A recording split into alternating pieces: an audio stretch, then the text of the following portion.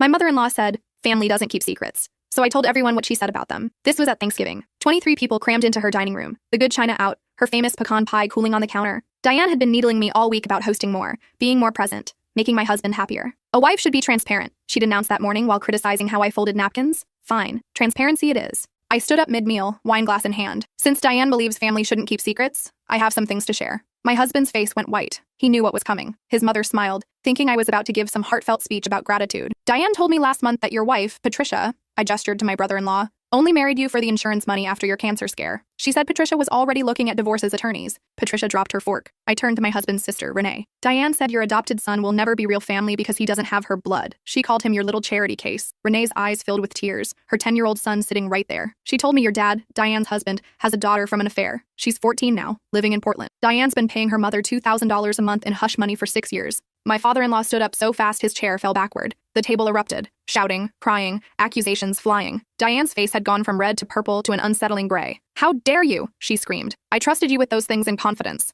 You told me family doesn't keep secrets, I said calmly, so now there aren't any. My husband grabbed my arm. We need to leave, now. But I wasn't finished, because here's what nobody knew yet. 3 weeks earlier, I'd been cleaning out the guest room when I found Diane's journal. The real secrets weren't the ones she'd told me. They were the ones she'd written down, about why she really wanted us to have a baby so badly, about the medical condition running through her bloodline that she'd never disclosed, about what would happen to her grandchildren if they inherited it. I pulled the journal from my purse and set it on the table. This is what your mother doesn't want you to know. The room went silent. Diane lunged for it, but Patricia was faster, grabbing it first. She started reading aloud, her voice shaking. With each page, the horror grew. The genetic disorder, the miscarriages Diane had hidden, the reason my husband's younger brother had died at 3, a death she'd blamed on SIDS but had really known the cause. My husband was staring at his mother like he'd never seen her before. You knew? You knew what killed him and you never told Dad? You never warned us before we— His hand moved to my stomach. I was 8 weeks pregnant. We'd announced it just yesterday. Diane's lawyer husband was already on his phone. Don't say another word, he told her. But the damage was done. The family was fracturing in real time. Patricia was crying about her daughter showing symptoms Diane had dismissed. Renee was screaming about doctor appointments that suddenly made sense.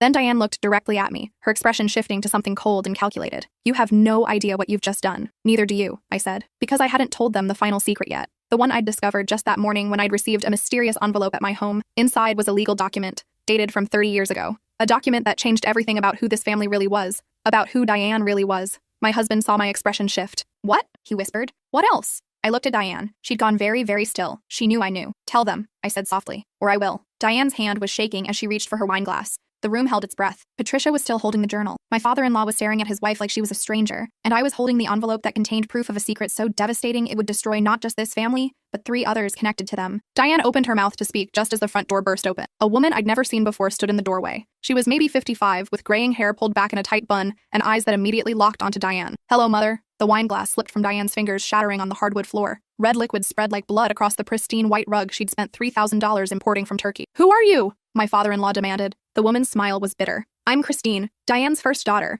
the one she gave up for adoption 40 years ago and has pretended doesn't exist ever since. My husband's head snapped toward his mother. What is she talking about? But I already knew. The document in my envelope was Christine's original birth certificate. Diane hadn't been 22 when she married my father-in-law like she'd always claimed. She'd been 17, and she'd already had a baby. Christine walked further into the room, her boots tracking mud onto that expensive rug. I've been looking for you for 23 years, Diane, ever since the adoption agency finally released my files. But you made it very hard to find you. Changed your name twice. Moved states. Married into money and pretended your whole past never existed. Get out of my house, Diane hissed. Oh, I don't think so. Christine pulled out her own folder, much thicker than my envelope. See? I've been doing research, lots of research, about the family I came from, about the father whose name you left blank on my birth certificate, about why you were so desperate to hide me. My father-in-law's face had gone pale. Diane, is this true? Do you have another daughter? Had, Diane said coldly. I gave her away. She's not my daughter anymore. Christine flinched but recovered quickly. You're right. I'm not your daughter. Because daughters don't usually share the same father as their mothers. The room went so quiet I could hear the grandfather clock ticking in the hallway. What? Renee whispered. Christine's eyes never left Diane. Your mother was born in a tiny town in Montana, population 847. Her father, your grandfather, owned the only grocery store. And when Diane was 16, he decided she was old enough to give him what he wanted. She got pregnant. And rather than face the scandal, her mother shipped her off to a Catholic home for unwed mothers 3 states away. I thought I might throw up. My husband's hand found mine, gripping so tightly it hurt. The family story was that Diane was studying abroad, Christine continued. She came back 10 months later, thinner, quieter, and with a new determination to get as far from Montana as possible. She legally changed her name at 18, moved to California, invented a new background, and met your father at a charity gala 2 years later. By then, she'd perfected the persona of the sophisticated young woman from a good family. My father-in-law was shaking his head. No, this is— Diane, tell me this isn't true. But Diane's face had crumpled. The mask she'd worn for 36 years was finally falling away. I was 16, she whispered. I was a child. He was supposed to protect me. So you gave me away, Christine said. I get that. I even forgive that. What I don't forgive is what you did after. What are you talking about? Patricia asked. Christine opened her folder. After Diane married your father, she went back to Montana. Just once. When she was 24. Her father had just died of a heart attack. At the funeral, she found out he'd had another daughter. From his second marriage, after Diane's mother finally left him. A little girl, 4 years old at the time. Oh God, Renee breathed. Diane knew what her father was. Knew what he'd do when that little girl got old enough. So she did something about it. Christine pulled out a newspaper clipping, yellowed with age. 3 weeks after the funeral, there was a fire at the family home. The new wife and the little girl barely escaped. The house was destroyed, including all family records and photos. The grocery store mysteriously went bankrupt within the month. The wife took the settlement Diane offered through her lawyer and moved across the country. The little girl was safe. I stared at Diane. She'd saved her half-sister, protected her from the same fate. But that's not the worst part, Christine said. The worst part is what's in your blood. My hand moved instinctively to my stomach. The genetic disorder you found in that journal? Christine looked at me. It's not random. It's what happens when you're the product of incest. When your family tree doesn't branch properly. I've got it. My daughter's got it. And now your grandchildren might have it too. The room erupted again. Patricia was sobbing. Renee had her son pulled tight against her. My husband was staring at his mother with something beyond horror on his face. I came here to tell you all the truth, Christine said. Not for revenge, but because you deserve to know what's running through your veins. What you might pass on to your children. What Diane should have told you years ago. My father-in-law spoke for the first time since Christine's revelation. His voice was hoarse. How long have you known about this? The disorder? Diane's voice was barely audible. Since before I married you. But I hoped it had skipped me. That my children would be fine. When Timothy died, she couldn't finish. You knew, my father-in-law repeated. You knew our son died because of your genetic condition, and you never told me. We could have had him tested, treated. There is no treatment, Christine interrupted. That's what makes it so brutal. The children who inherit it usually die before age 5. The lucky ones live to their 20s. I'm 54. I'm one of the exceptions. My daughter wasn't. What? Patricia gasped. Christine's face showed pain for the first time. She died last year, 26 years old. That's when I decided to find you all. Because you need to know. You need to test your children. Watch for the symptoms. Give them whatever time they have left. My husband turned to me and I saw my own terror reflected in his eyes. The baby, he whispered, can be tested, Christine said, her voice gentler now. At 12 weeks. I can give you the name of the specialist. It's what I came here to do. Not destroy your family, though it looks like someone already started that, but save your children. I pulled the envelope fully from my purse. There's more, I said. The document I received this morning. It's not just Christine's birth certificate. Everyone turned to look at me. It's a report from a private investigator,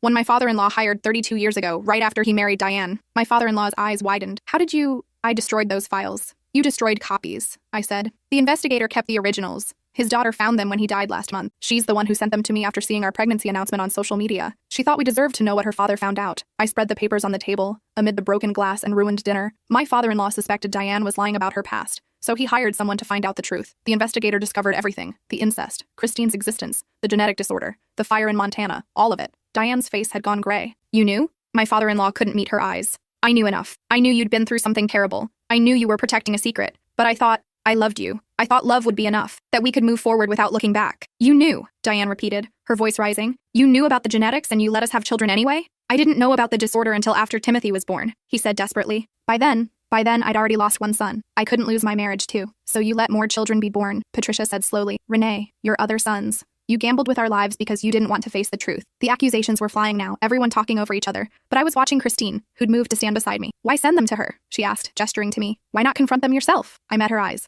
Because you thought I'd be the only one brave enough to blow this whole thing open. You've been watching us for weeks, haven't you? Figuring out the family dynamics. You knew Diane had been pushing me, testing me, trying to break me so I'd fall in line like everyone else. You bet I'd push back. Christine smiled. I've been in town for 2 months, staying at the motel on Route 12, watching you all, trying to figure out how to tell you without destroying everything. But then I saw how Diane treated you at the grocery store last week, how she talked to you in the parking lot. And I thought, this woman won't stay quiet. This woman will make sure the truth comes out. You used me, I said. I gave you the tools, Christine corrected. You chose what to do with them. And honestly, I don't think I could have done it better myself. A sound from the doorway made us all turn. A teenage girl stood there, dark hair falling around her face. She looked terrified and defiant in equal measure. I'm sorry, she said, her voice shaking. I know I wasn't supposed to come, but I couldn't stay away anymore. My father-in-law's face went white. Again. Victoria? The girl nodded. The secret daughter from Portland, the affair child. She looked around the room, taking in the chaos, the broken glass, the shattered family. My mom said you were paying us to stay away, but I'm 14 now. I wanted to meet my real family. I wanted to know if you'd ever tell them about me. This isn't real, Renee said faintly. This can't be real. But it was real. All of it. The lies, the secrets, the blood money, the genetic time bomb. Everything was spilling out like wine from Diane's shattered glass, staining everything it touched. Victoria took a tentative step into the room. Are you my half-sister? She asked Renee. Renee just stared. I'll take that as a yes, Victoria said. She had her father's eyes, the same eyes my husband had, the same eyes that were now filling with tears as my husband looked at this girl. This stranger who was his sister. How many more? My husband asked his father. How many more secrets? How many more siblings? Just her, my father-in-law said. I swear. Just Victoria. Just, my husband repeated bitterly. Just one secret child. Just one genetic disorder. Just one dead brother. Just your entire marriage built on lies. Christine cleared her throat. Actually, there might be one more thing you all should know. Oh God, what now? Patricia moaned. Christine pulled out another document. When I was researching the family, I found something interesting about the genetic disorder. It's rare. So rare that there are only about 40 documented families worldwide who carry it, and most of them trace back to the same geographic region in Montana where Diane grew up. So? Renee asked. So I ran the numbers, cross-referenced the families, and I found something interesting. She looked at my father-in-law. Your family name is Whitmore, correct? But it used to be Whitaker, changed by your great-grandfather when he emigrated from Canada. My father-in-law nodded slowly. The Whitakers settled in Montana in 1892, in the same county where Diane's family lived. In fact, they were neighbors for 3 generations. Christine paused. You're not just married to someone with a complicated past, Mr. Whitmore. You're married to your third cousin. The silence that followed was absolute. The genetic disorder isn't just from Diane's side, Christine continued. It's from both sides. It's compounded. That's why it hit so hard. That's why Timothy didn't stand a chance. That's why testing is so critical for everyone here. Because you're all at risk. Even more than you knew. I felt my husband's hand slip from mine. He walked to the nearest chair and sat down heavily, his face in his hands. Patricia was the first to move. She stood up, grabbed her daughter's hand, and headed for the door. We're leaving. Don't call us. Don't come by. We need time to process all of this. Her husband followed, his face stricken. One by one, the other family members began to leave. Some shouted accusations as they left. Some left in tears. Some left in furious silence. Within 10 minutes, only 6 people remained. Diane, my father-in-law, my husband, Christine, Victoria, and me. I should go, Victoria said quietly. I'm sorry. I shouldn't have come. Wait, my husband said, his voice rough. He stood up and walked over to her. You didn't do anything wrong. None of this is your fault. He looked at his father. But you need to know. All those years you were paying her mother to keep her hidden, that was your choice. Your shame, not hers. She deserves to know her family if she wants to. Victoria's eyes filled with tears. Do you mean that? I don't know what I mean anymore, my husband admitted, but I know you're not the one who should be apologizing. Christine checked her watch. I need to get back to my hotel, but I'll leave my contact information. All of you should talk to your doctors, get tested. I know this is a lot, but knowledge is better than ignorance, even when it hurts. She placed a business card on the table and left without another word. After a moment, Victoria followed, casting one last look back at the father who'd hidden her existence for 14 years. Then there were 4. Diane spoke first. I never meant for any of this to happen. Which part? I asked. The incest? The hidden pregnancy? The lies? The genetic disorder you passed on to your children? The dead son you never grieved honestly? Which part did you not mean to happen? All of it, she whispered. I was 16 years old. I thought if I could just get far enough away, start over completely, none of it would matter. I thought I could build a new life and leave all the darkness behind. But darkness doesn't stay buried, I said. It grows. It spreads. It infects everything it touches. My father-in-law cleared his throat. I owe you all an explanation. I don't want to hear it, my husband said flatly. Please. My father-in-law's voice cracked. I was 26 when I met your mother. She was so beautiful, so sophisticated. She seemed too good to be true. When the investigator gave me his report, I was devastated. But I'd already fallen in love with her. I convinced myself that her past didn't matter, that we could build something good together despite it. You convinced yourself, I repeated. While Timothy was dying, did you convince yourself then? When my husband's genetics came into question for our baby, did you convince yourself we didn't deserve to know? I didn't know about the genetic component until after Timothy died, he insisted. By then, telling the truth would have meant admitting I'd known about Diane's past all along. It would have destroyed everything. So you let it destroy us instead, my husband said. Slowly, one lie at a time. Diane stood up abruptly. I need air. She walked to the French doors leading to the back patio and stepped outside, leaving the 3 of us in the wreckage of her dining room. My husband turned to me. Did you know all of this would come out tonight? I knew some of it, I admitted. When I got the envelope this morning, I spent all day researching. I found Christine's online presence, reached out, convinced her to come tonight. I knew Diane's journal would start the avalanche. Christine's arrival would keep it going. You orchestrated this whole thing, my father-in-law said, something like awe in his voice. Diane pushed me to be transparent, I said. So I was.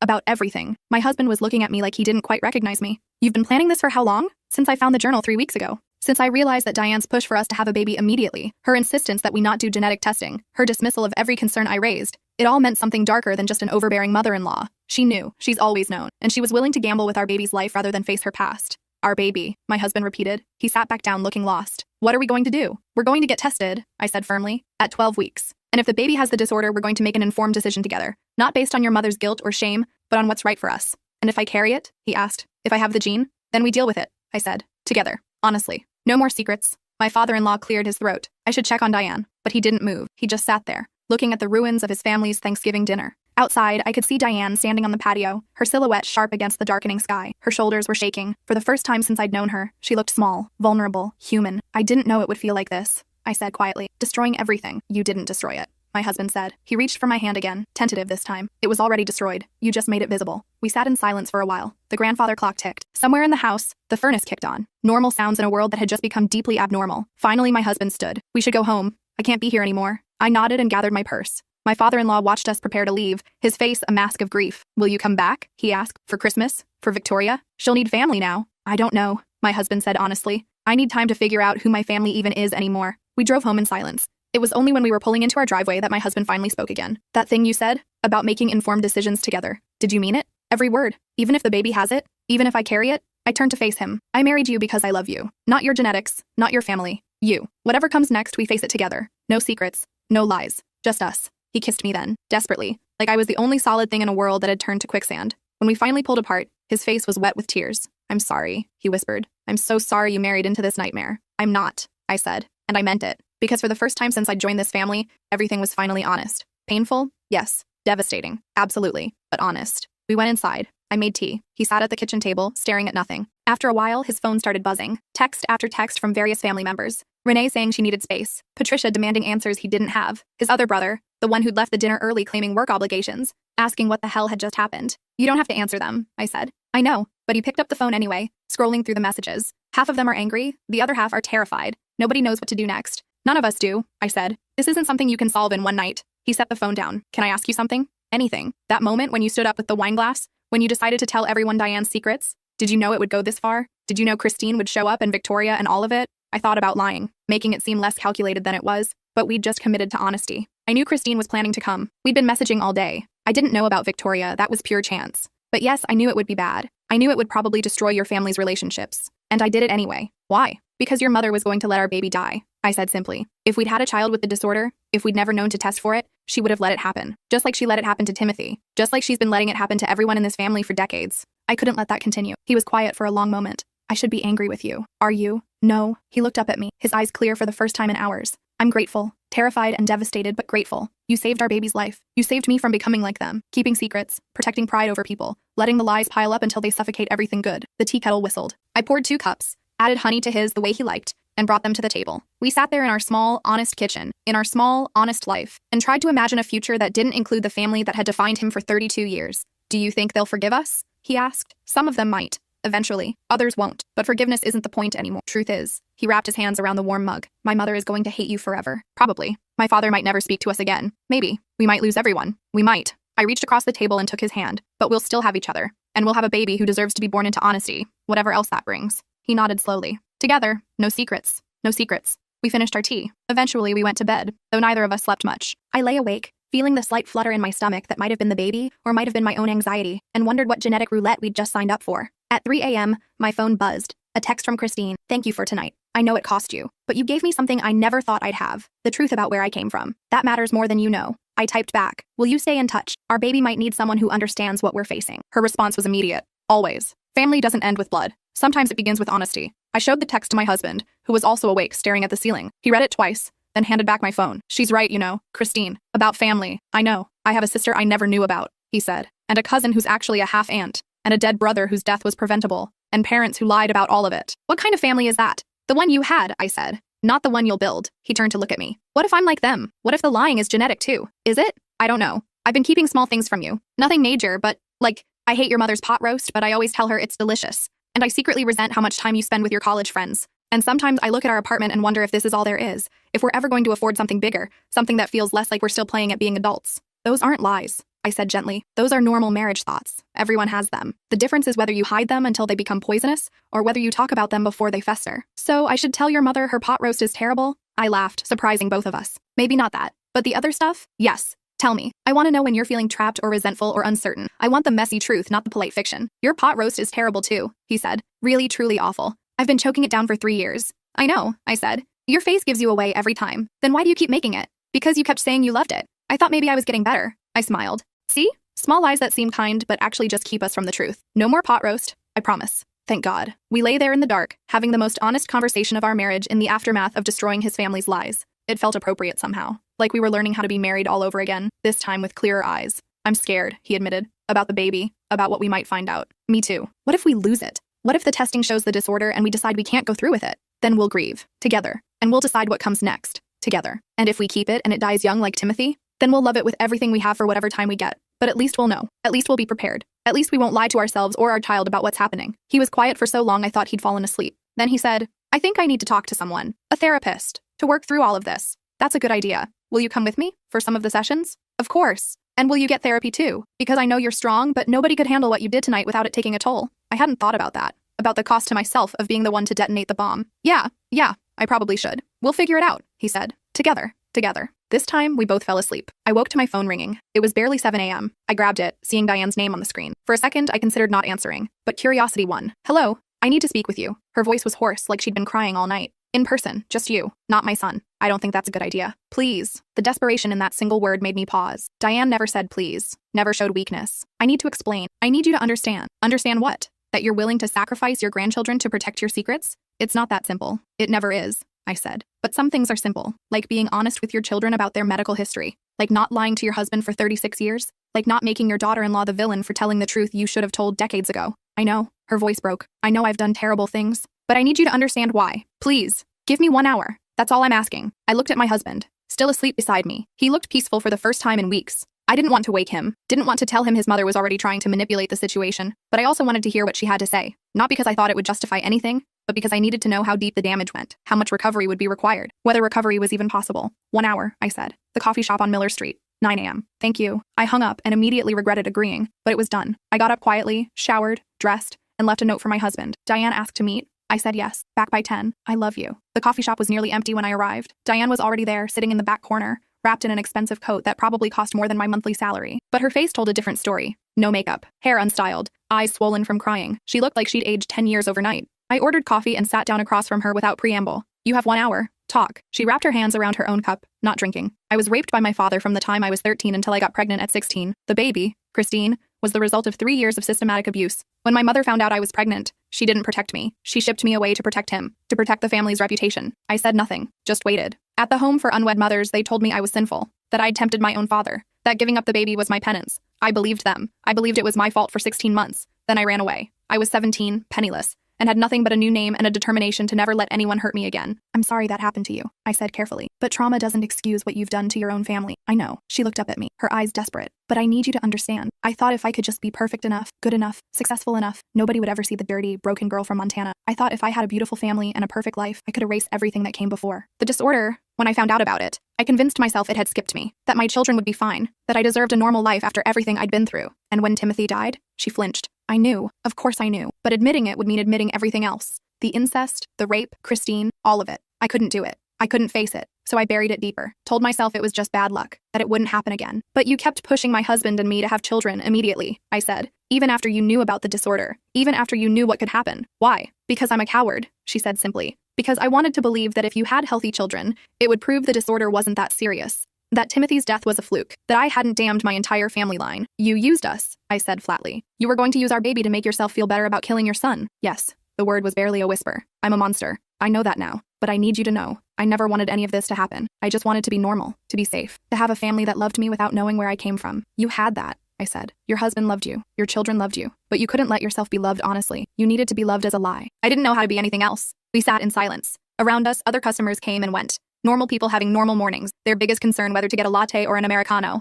I envied them. What do you want from me? I finally asked. Forgiveness? I can't give you that. It's not mine to give. I want you to tell my son that I'm sorry, that I never meant to hurt him, that if I could go back and do everything differently, I would. Tell him yourself. He won't answer my calls. Then give him time. You don't get to control the timeline of his healing. She nodded, tears spilling down her cheeks. And the baby? Will you still get tested? Of course. And if it has the disorder? That's not your concern anymore. She flinched again. I suppose I deserve that. You deserve a lot more than that, I said. But I'm not interested in making you suffer. I'm interested in protecting my family, even if that means protecting them from you. I understand. She pulled out an envelope and slid it across the table. This is everything. All my medical records. Christine's information. The name of the specialist who diagnosed her. Everything you need for your doctors. I should have given this to you the day you announced you were pregnant. I'm giving it to you now. I took the envelope without opening it. Is there anything else in here? Any other secrets waiting to explode? No. I promise. That's everything. Your promises don't mean much anymore. I know. I stood up. I won't tell my husband not to speak to you. That's his choice. But I will tell him to be careful. To remember that you chose your comfort over your children's lives. That doesn't go away because you've had one honest conversation. I know. She looked up at me, mascara running down her face. For what it's worth, I'm glad he married you. You're stronger than I ever was. You won't let him make my mistakes. No, I agreed. I won't. I left her there and drove home. My husband was awake, reading my note, panic clear on his face. When I walked in, he exhaled in relief. You went to see her? She asked. I said yes. Why? Because I needed to look her in the eye and make sure there were no more secrets. No more bombs waiting to go off. I handed him the envelope. She gave me this. Medical records. Everything we need for the testing. He took it, but didn't open it. What did she say? I told him everything. The rape, the years of abuse, the Catholic home, the desperate need to be someone other than the broken girl from Montana. When I finished, he was crying. I wish she'd told us, he said. We could have helped her, supported her. She didn't have to carry all of that alone. She chose to carry it alone, I said gently. That was her decision, and it hurt everyone around her. You can feel sympathy for what she went through while still holding her accountable for what she did. Can I? He wiped his eyes. It feels impossible. She's my mother. She was a victim, but she also victimized us. How do I reconcile that? I don't know. Therapy probably. Time. But you don't have to figure it out today. He nodded. Then he opened the envelope and started reading. I watched his face change as he absorbed the information. The technical language of genetic disorders. The statistics.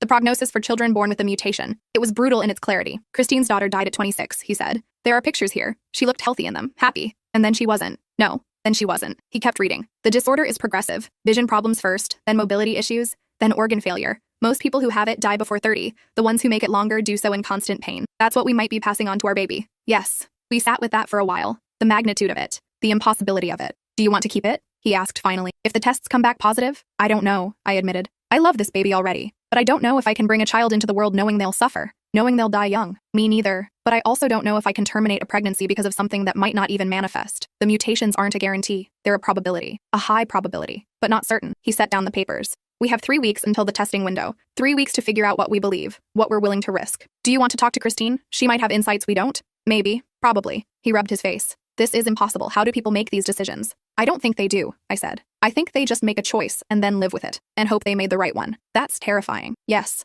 My phone buzzed. A text from Renee. Can we talk? Just you and me? I showed it to my husband. He nodded. She's probably freaking out about her son, whether he has it. He might. He probably does. If we do the math on the genetics. He stopped. I can't think about that right now. Talk to Renee. See what she needs. I texted back. When and where? Her response. Now? Park near your place? 15 minutes later, I was sitting on a bench watching Renee's son play on the swings while Renee chain-smoked beside me. I'd never seen her smoke before. She looked like she hadn't slept. Like she might never sleep again. I took him to the emergency room at 4 a.m., she said without preamble. Demanded they test him. They told me they can't run genetic panels without a referral and a reason, so I told them the reason. My son sat there listening while I explained that his grandmother hid a genetic disorder that might kill him. Do you know what he said? I shook my head. He asked if he was going to die. And I didn't know how to answer. Because I don't know. Nobody knows. We have to wait for appointments and referrals and tests. Meanwhile, I'm watching him play and wondering if this is the last time I'll see him healthy. Renee, don't. She held up a hand. Don't comfort me. Don't tell me it'll be okay. Because you don't know that. Nobody knows that. My son might be dying and my mother knew and never told us. I'm sorry. Are you? Because you're the one who told everyone. You're the one who blew up our lives.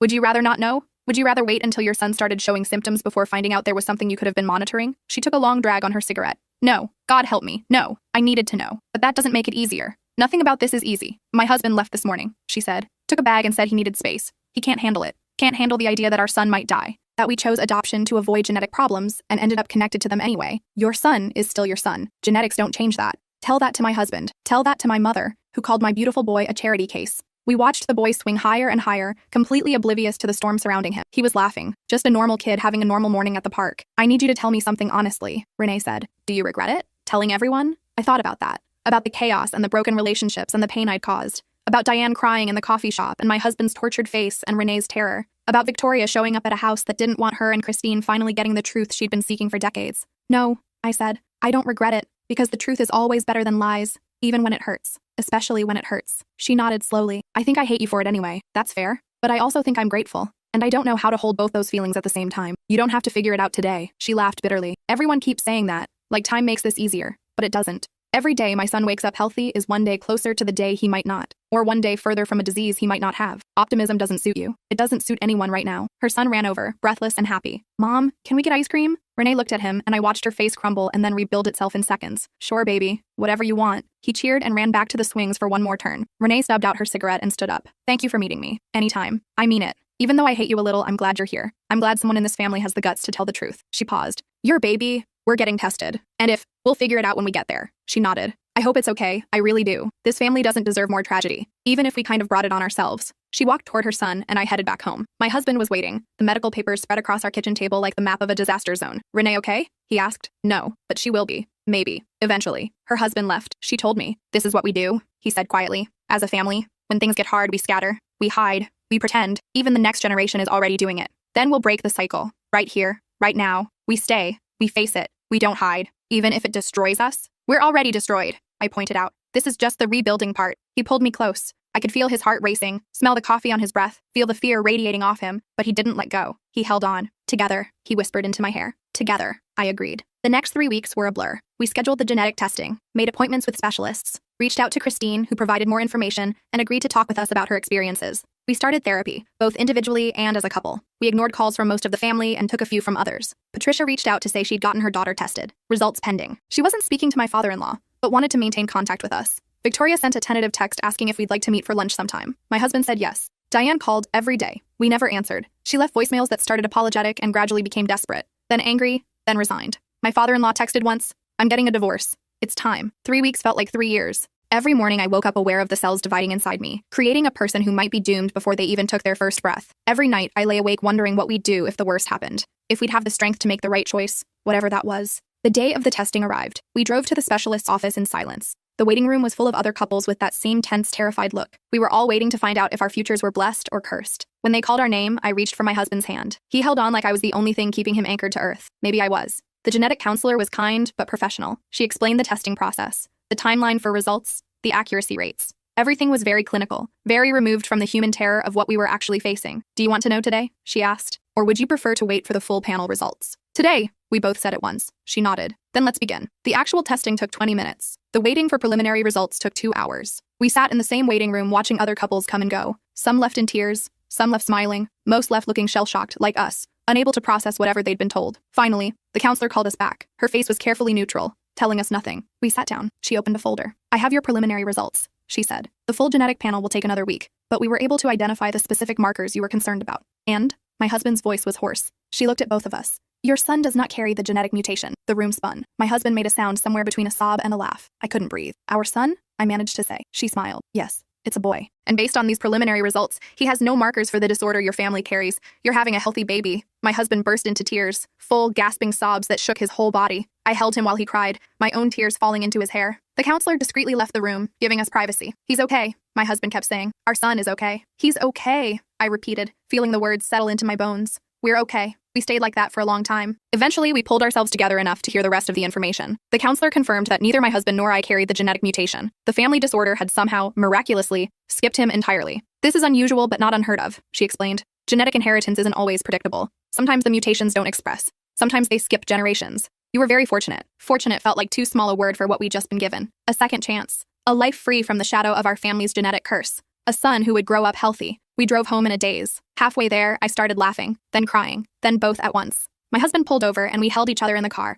parked on the side of the highway, feeling like we'd just survived an apocalypse. "We have to tell everyone," he said finally. "Later. Right now, I just want it to be ours. Just for a little while." He nodded. "How long?" "Until tonight. Then we'll start making calls. Diane will be relieved." "Diane doesn't get to be relieved," I said sharply. "Her relief doesn't erase what she did, what she was willing to let happen." "I know, but she's still my mother. And our son will never be left alone with her," I said. "That's non-negotiable. She lost the right to unsupervised time with our children when she chose secrets over safety." "Agreed." We got home and crawled into bed fully clothed. Neither of us had slept properly in weeks. Now, with the weight of uncertainty lifted, exhaustion crashed over us like a wave. We slept until dark, wrapped around each other, dreaming of futures that had seemed impossible just hours before. When we woke, it was almost 8 p.m. We ordered pizza and sat on the couch, eating and talking about what came next. We'd need to tell the family, deal with their reactions, set boundaries with Diane, build a relationship with Victoria, support Renee and Patricia through their own testing journeys. "It's not over," my husband said. "The family stuff, the drama, it's going to keep going for a while." "I know, but our son is safe. That's what matters." "That's what matters," I agreed. He picked up his phone. "Who do we call first?" "Christine," I said immediately. "She's the one who made sure we knew to test. She deserves to know her nephew is going to be okay." He nodded and dialed. Christine answered on the first ring. When we told her the news, she cried.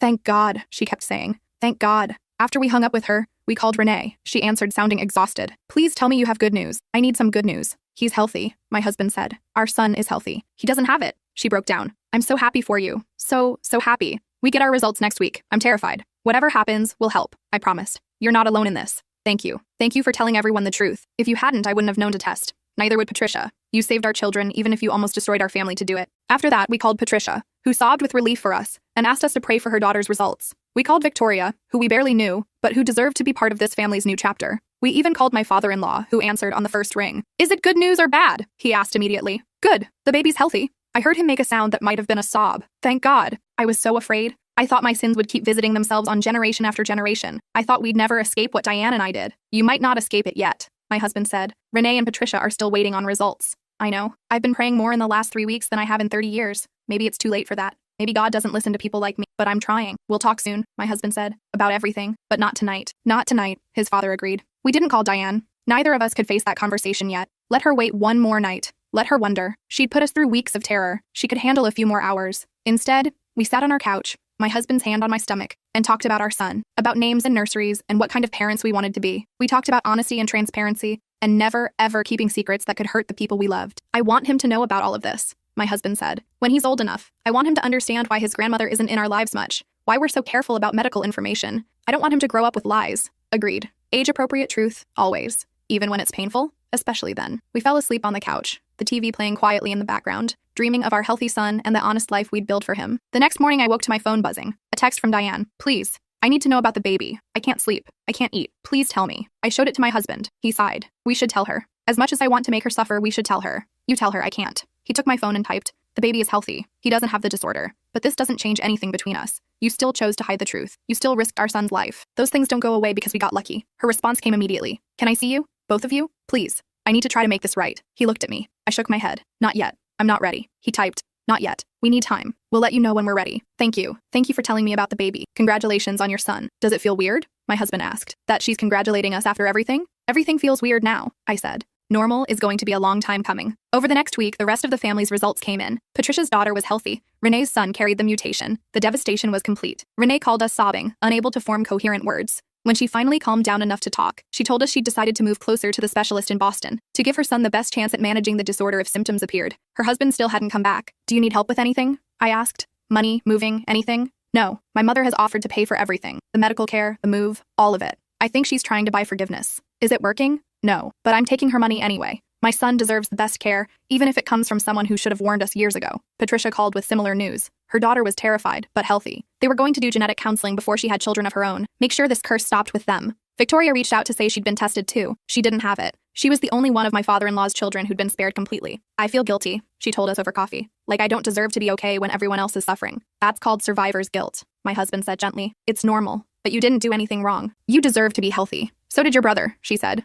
The one who died. He deserved to be healthy too. Yes, he did. This family is cursed. This family had secrets, I corrected. And secrets are worse than any genetic curse. At least with genetics, we can test, we can prepare. With secrets, we're just waiting for the next bomb to explode. Are there any more? She asked nervously. Any more secrets? My husband and I looked at each other. As far as we knew, everything was finally out in the open. But with this family, who could be sure? I don't think so, my husband said. But I've learned never to say never. A month after the testing, Diane requested a family meeting. She wanted everyone together. All her children, their spouses, her husband, Christine, Victoria, me. She had something she needed to say to all of us at once. Should we go? My husband asked. Probably, if only to close this chapter properly. We arrived at a restaurant conference room Diane had rented. Everyone was there, looking uncomfortable and wary. Diane sat at the head of the table, looking small and tired. My father-in-law sat at the opposite end, as far from her as possible. They were separated now, divorce papers filed. Diane cleared her throat. Thank you all for coming. I know many of you don't want to be here. I don't blame you, but I needed to say some things to all of you at once. Nobody responded. We just waited. I'm sorry. Her voice cracked. I'm sorry for lying to you, for hiding the truth about my past,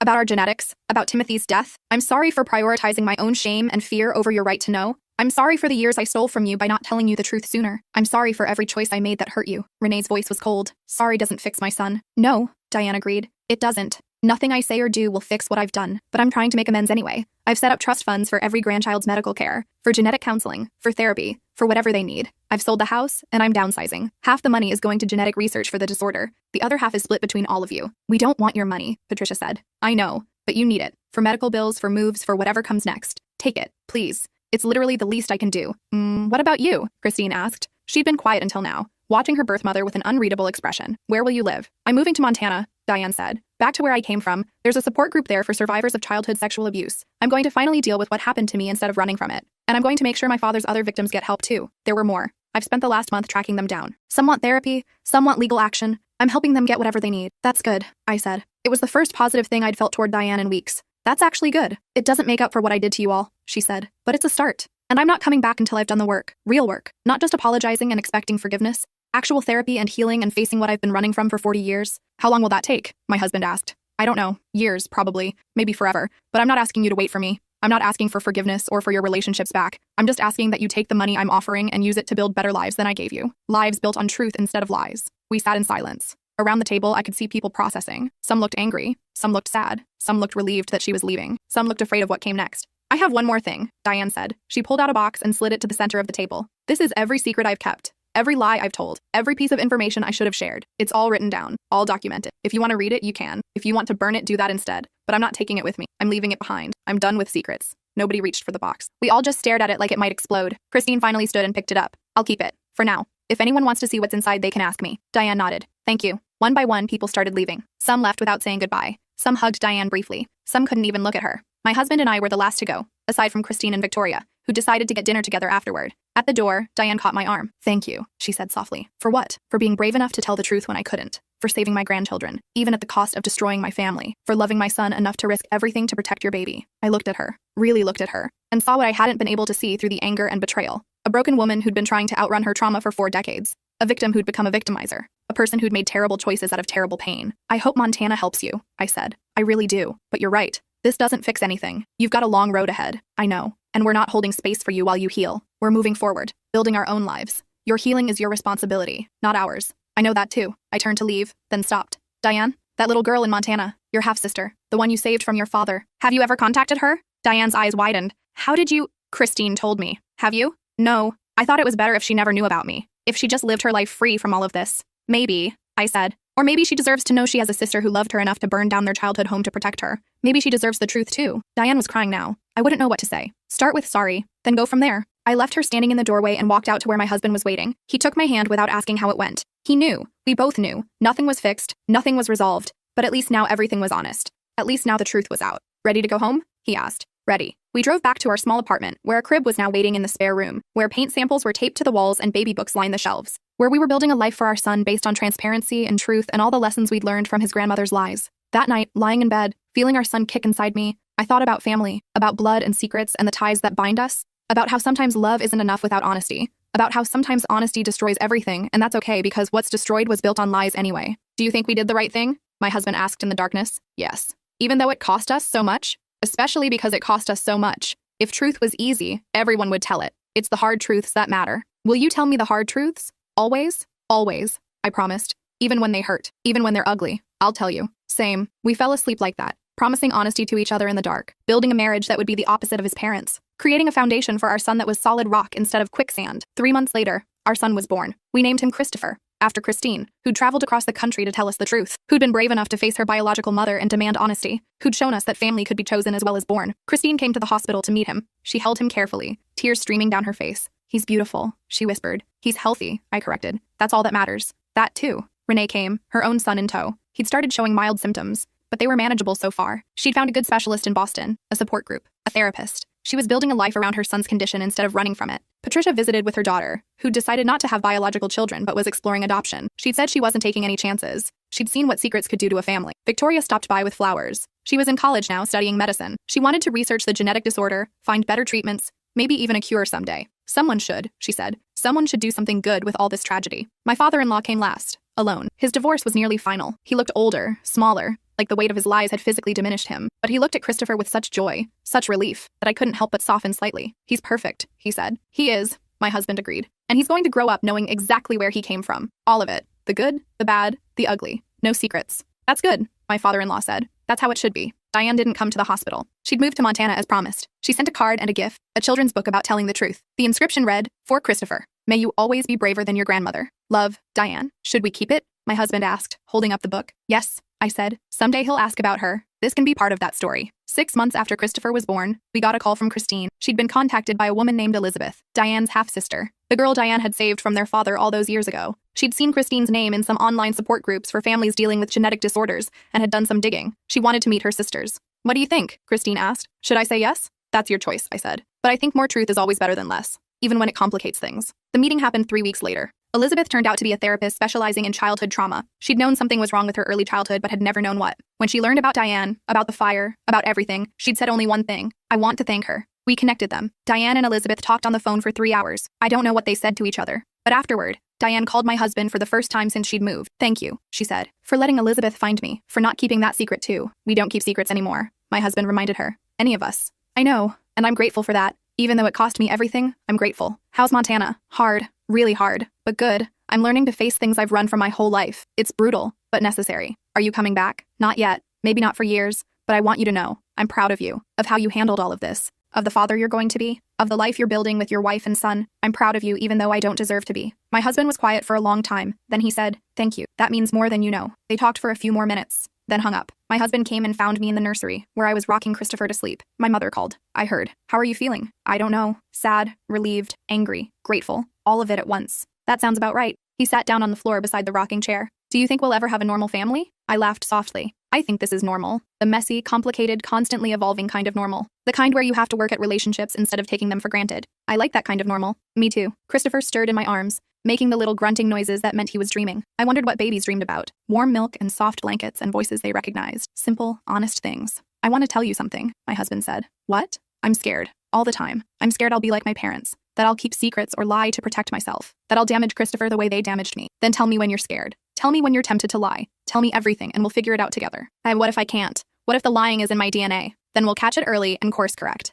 That's what therapy is for. What honesty is for. What we're for. You and me, watching each other's backs." He reached up and took my hand. "I love you. For breaking my family. For saving our son. For being brave enough to demand the truth even when everyone else wanted comfortable lies. I love you too. For choosing honesty over comfort. For breaking the cycle. For being willing to learn how to be different than your parents. Together? Together." That's how we sat until Christopher woke up. Together in the nursery of our small apartment, building a family from scratch. A family based on truth. A family that would never be perfect, but would always be honest. A family that started with one woman standing up at Thanksgiving dinner and deciding that secrets had to end. It cost us everything. The comfort of ignorance. The easy relationships with extended family. The simple narrative of a happy, normal life. But what we got in return was worth more. Truth, health, a son who would grow up in honesty. A marriage built on solid ground. And the knowledge that when faced with the choice between comfortable lies and painful truth, we'd chosen correctly. Even if it hurt. Especially because it hurt. Because that's what real family does. Real family tells the truth. Real family faces the hard things together. Real family doesn't keep secrets that can destroy the people you love. And that Thanksgiving dinner, as messy and chaotic and devastating as it was, became the moment our real family was born. Not the family we inherited, but the family we chose to become. Honest, flawed, complicated, but real. Finally, real.